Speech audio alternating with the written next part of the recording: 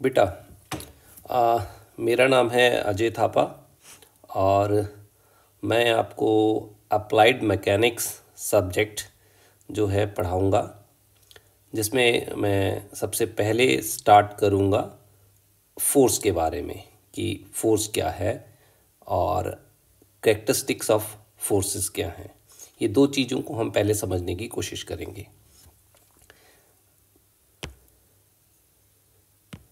अगर मैं फोर्स की बात करूं तो फोर्स जो है simply push and pull is called force. ये एक बहुत ही बेसिक डेफिनेशन है। अगर थोड़ा सा हम एक स्टेप आगे बढ़ें तो मैं ये कह सकता हूँ फोर्स जो है एक एजेंट है, which produce or tend to produce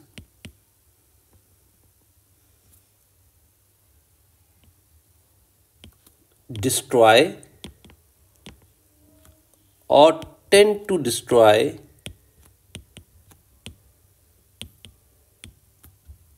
motion of body is called force. So these are the two definition, first and this is second one. And force is basically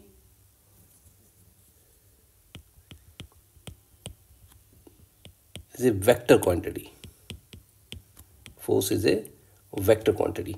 Now what do you mean by vector quantity? Vector quantity से हम क्या समझे कि force, अगर हम जब ये कह रहे हैं कि एक वेक्टर क्वांटिटी होती है तो बेसिकली जितनी भी फिजिकल क्वांटिटी हैं हम उनको दो भागों में बांटते हैं। या तो वो वेक्टर क्वांटिटी होंगी, वो फिजिकल क्वांटिटी, या वो एक स्केलर क्वांटिटी होगी। तो हमें कैसे पता चलेगा कोई फिजिकल क्वांटिटी आपकी वेक्टर क्वांटिटी है या एक स्केलर क्वांटिटी है? उसका क्या तरीका है? अगर हमें किसी फिजिकल क्वांटिटी को डिफाइन करने के लिए मैग्नीट्यूड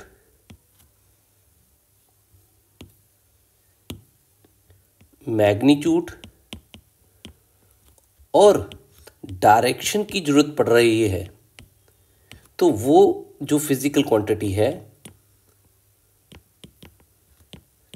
वो फिजिकल क्वांटिटी जो है वो एक वेक्टर क्वांटिटी है। अगर किसी फिजिकल क्वांटिटी को डिफाइन करने के लिए सिर्फ हमें मैग्नीट्यूड की जरूरत पड़ रही है, there is no need to define the direction in itself, मतलब मैग्नीट्यूड को ही डिफाइन करके वो चीज़ पता चल रही है, वो फिजिकल क्वांटिटी एक्सप्लेन कर पा रहे हैं हम, तो वो जो फिजिकल क्वांटिटी है वो एक स्केलर क्वांटिटी है। अगर मैं एग्जाम्पल की बात करूं कि वेक्टर क्वांटिटी कौन सी है,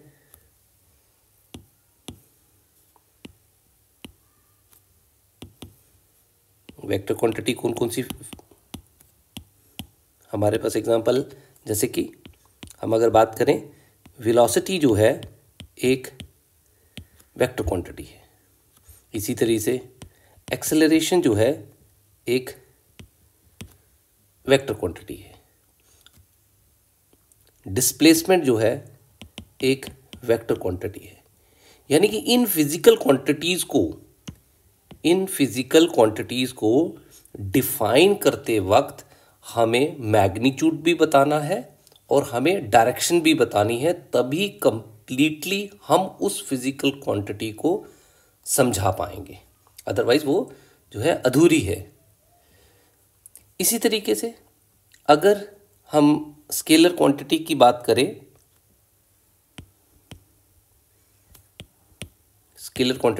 करें, तो जो स्केलर क्वांटिटी है उसकी अगर मैं एग्जांपल कोट करूं तो जैसे कि डेंसिटी,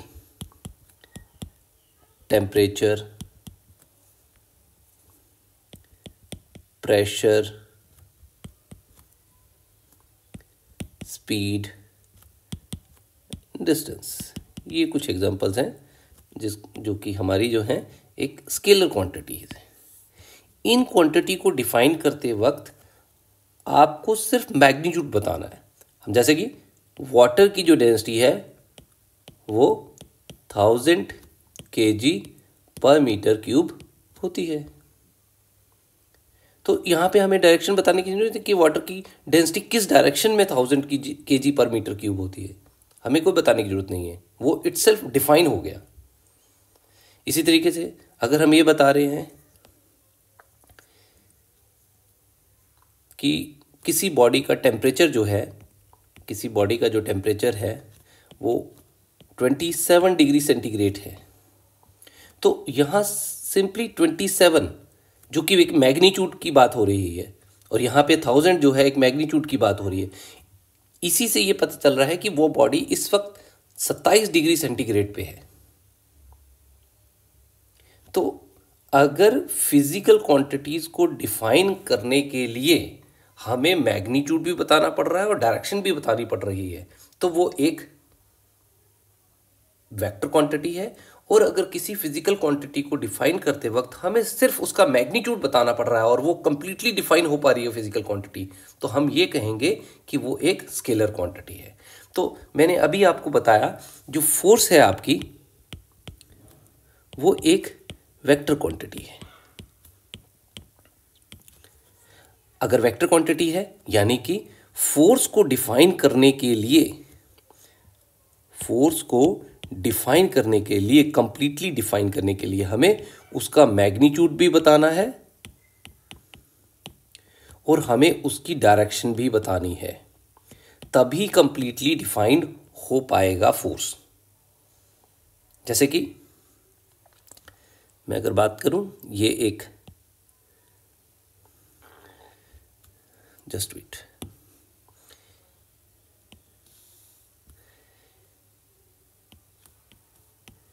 ये एक वॉल है। वॉल में हमने एक रॉड जो है इंसर्ट की है, ये वॉल है और ये हमारी एक रॉड है। अगर मैं इस रॉड के सेंटर में एक फोर्स लगाता हूं,